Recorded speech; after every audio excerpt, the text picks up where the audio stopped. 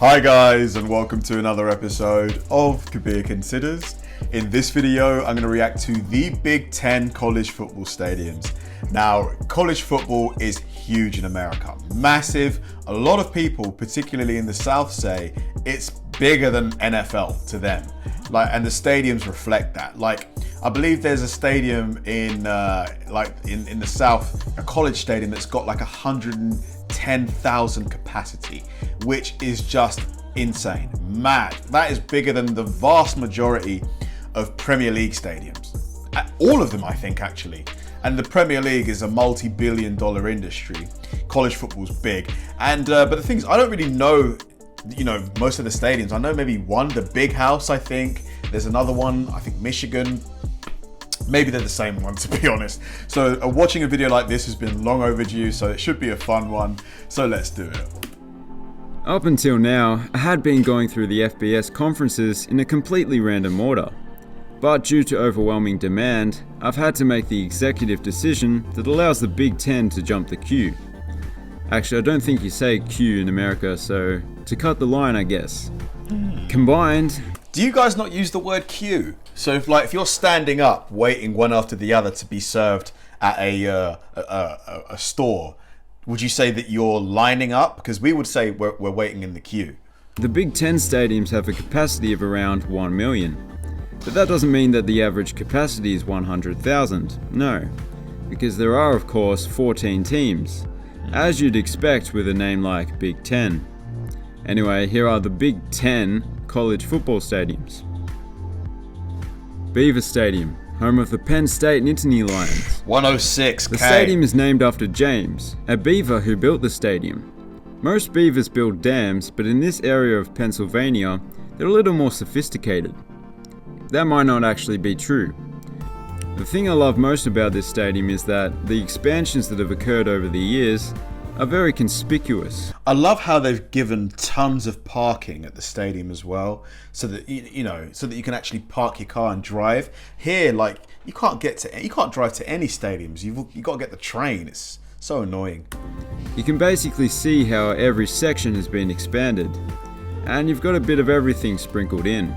I particularly like the design of each end zone.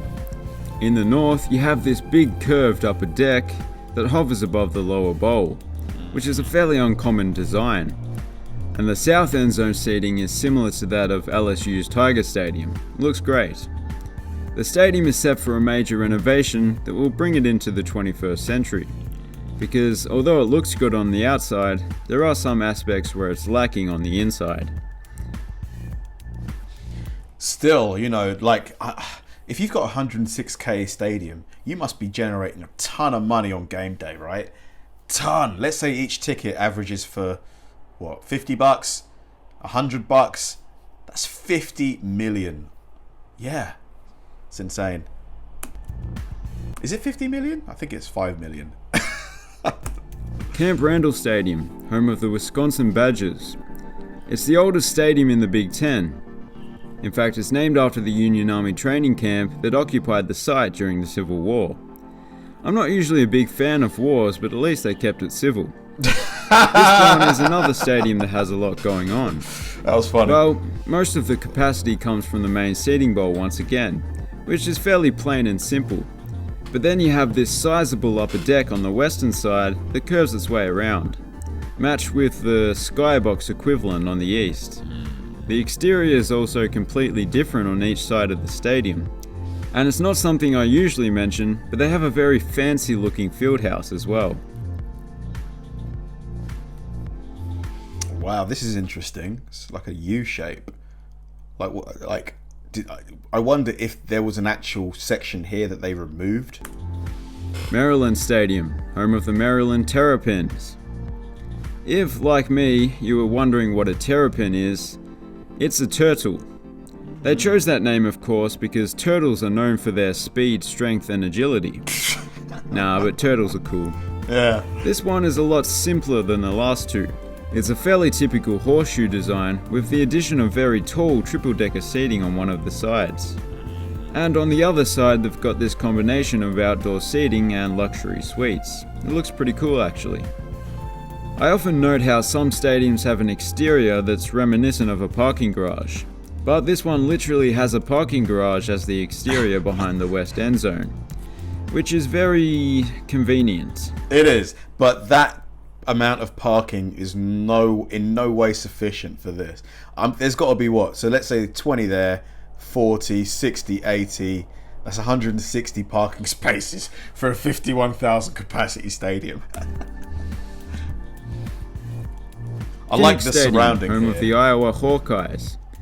It's named after Niall Kinnick. I believe it's the only college That's the children's hospital, isn't it, right? Where they do the Iowa wave. I love that tradition. stadium named after a Heisman Trophy winner, which is very surprising.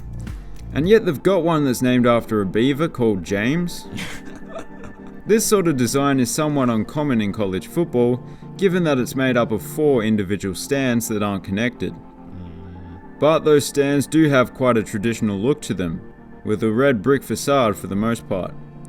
But what the stadium is most well known for can't be seen from the outside. The visitors' locker room is completely pink, which is done to put the away team in a passive mood. Really? That's actually kind of clever. I mean, how fired up can you get when you're surrounded by pink? It also has been known to increase their concern for having their nails broken. It even extends to the bathroom, which might not be in the spirit of sportsmanship, but it is kind of funny. It is really I wonder funny. what would be crossing the line. Could you constantly have K-pop music playing in the rooms? That's like the audio equivalent of the color pink. Well, to be honest, I don't even know what it sounds like, man. but just look at them.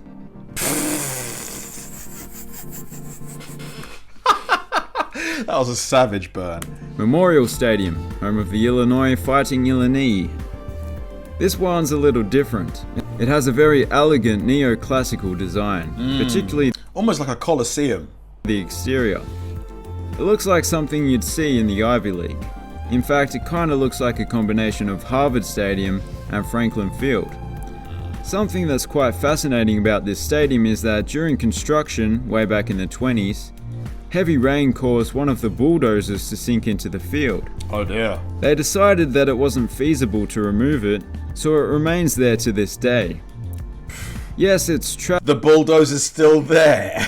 No way. tragic, but at least the bulldozer driver was able to memorize the owner's manual in English, French, and Spanish before he died from asphyxiation. He's a quick learner, although he did have a bit of trouble with the Japanese section.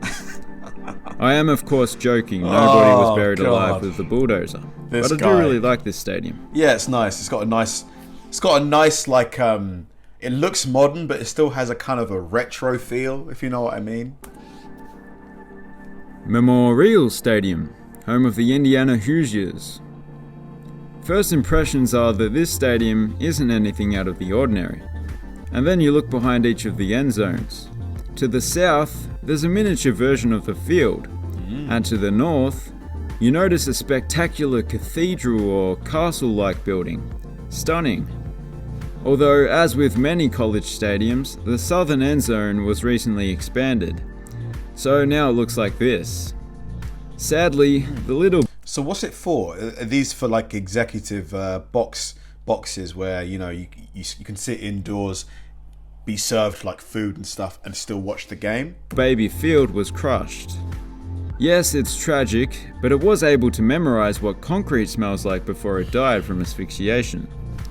The interesting thing about this stadium is that those huge stands to the east and particularly to the west, they've been here since the stadium was built. Except there was literally nothing else. It was just What? grass behind each end zone. Wow. I kinda like that. That's it almost looks like an earthquake has happened, and that's like a massive chunk of earth that's like, risen out of the floor. Cool. Looks pretty cool. Memorial Stadium, home of the Nebraska Cornhuskers. Why does he say it like For that? being just humble Cornhusker folk, they've done quite well for themselves. They've built themselves a magnificent stadium with grand facades on each side. Very impressive. On the inside, it looks just as good. Yeah, it looks And good. the eastern stand technically has 5 tiers of seating, which you certainly don't see every day. I mean, if you're sat right at the top, like, right at the top here. Do you need binoculars? Like, you must need binoculars to see what's going on, because the players must look tiny. 5 tiers of seating, which you certainly don't see every day. And behind each end zone you have these huge stands, which look pretty cool. And I suppose I should mention that on game day, the stadium itself becomes the 3rd biggest city in the great state of Nebraska. Really? Although it's not a city, it's a stadium within a city. Nebraska doesn't have many sizable cities, I think, is the main point. Because as the legendary Nebraskan poet Douglas McNugget once said, "You can't grow corn in a concrete jungle." So true. That was a decent accent. Michigan Stadium, home of the Michigan Wolverines. Yeah, I love this stadium, man. This is a beauty. I love it. 107, whew, big boy. Let me start out by mentioning that it's the 3rd biggest stadium in the world and the biggest outside of Asia. So that's fairly impressive in itself. But the stadium's sunken design means that, from the outside, you'd hardly notice that the stadium was anywhere near that size. The design, although it looks pretty good, is very, very simple. It's just a single-tiered bowl, with skyboxes on either side of the field. In fact, the most unusual thing about it is that it's almost perfectly symmetrical, an anomaly in college football. I like the look of this. The stadium holds numerous attendance records, as you might expect, including the... Is Michigan known as the Big House? Is this the Big House, or is there another one? This has got to be it, right? Largest college football crowd that wasn't held in a NASCAR track, which was a little over 115,000. Ohio Stadium, home of the Ohio State Buckeyes. You see, I know that a sunken field design is more cost-effective, and I guess it would be safer if an earthquake were to occur. But you've just got to love an imposing exterior like that. Just look at it, it's a fortress. I'm surprised there isn't a drawbridge. That would be pretty cool. Actually, this little section was inspired by the Pantheon in Rome. But the entire stadium itself was clearly inspired by something less opulent, that being the shoe of a horse. Yeah, it really does look like a horseshoe. It really does.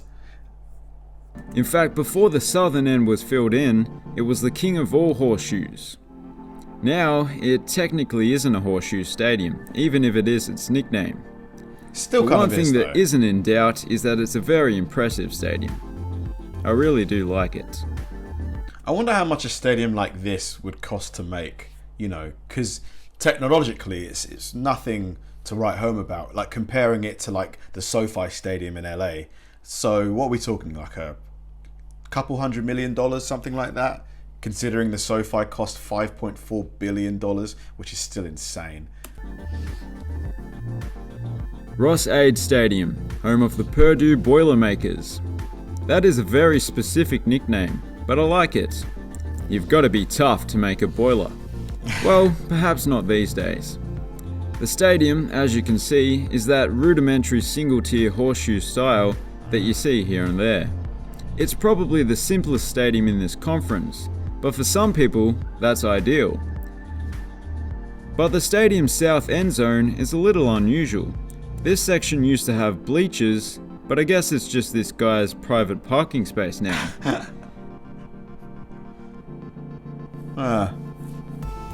Ryan Field, Now home this of is the a- Northwestern Wildcats. This is good looking. I like this Now, one. this one's got a bit more going on. It's another one with a fortress-like grand entrance, with two big white towers that can be seen from inside the stadium.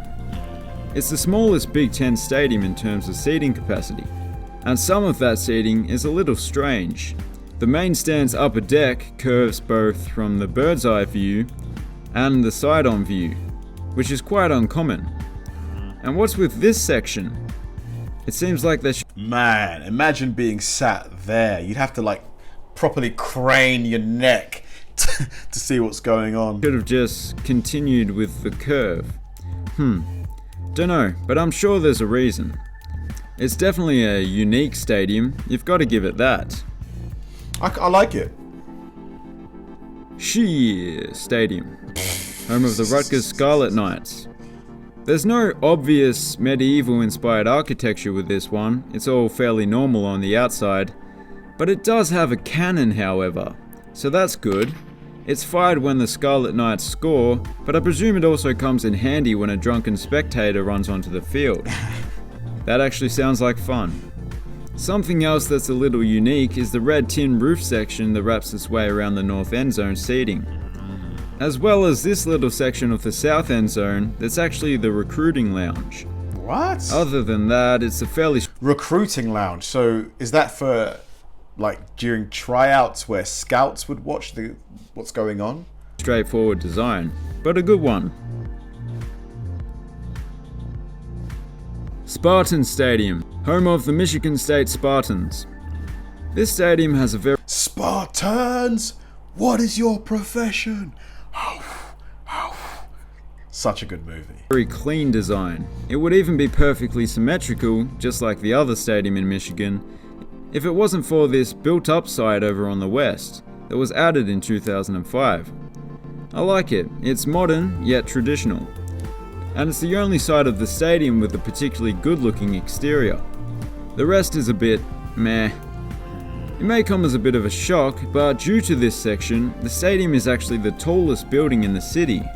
Wow. Provided you exclude those smokestacks over there. And to be fair, the city has a smaller population than the stadium's capacity, so Really? it's not much of a brag. Tiny city. And finally, TCF Bank Stadium, home of the Minnesota Gophers. It's the newest stadium in the conference, although you might not be able to tell just by looking at it. They have tried to stick with a traditional college football aesthetic. Kind of. I mean, there weren't really any designs quite like this in the 19... So who pays for this? Is it the school, the university, or do they get some money from the state or the city that they're in? Is it like a shared thing? 1920s. But the exterior is still fairly classical looking with the extensive use of brick and whatnot. You also get a decent view of the Minneapolis skyline from some vantage points, which is always good. The stadium is designed to be able to seamlessly expand in the future if need be, and you can just tell by looking at it where the additional seating might be added. There's a Right there. great stadium to end with. And that's all for today's video. If you enjoyed it, please consider subscribing. Yeah, the size of some of those stadiums, super impressive. I saw 107,000 capacity, 102,000 capacity. You know, these are up there with, like the narrator said, the biggest stadiums in the world. Like, they must generate huge amounts of money at the gate. The atmosphere in there from the fans really must just be electric. I definitely cannot wait to see my first college football game. Thanks for watching, guys, and I'll see you in the next one.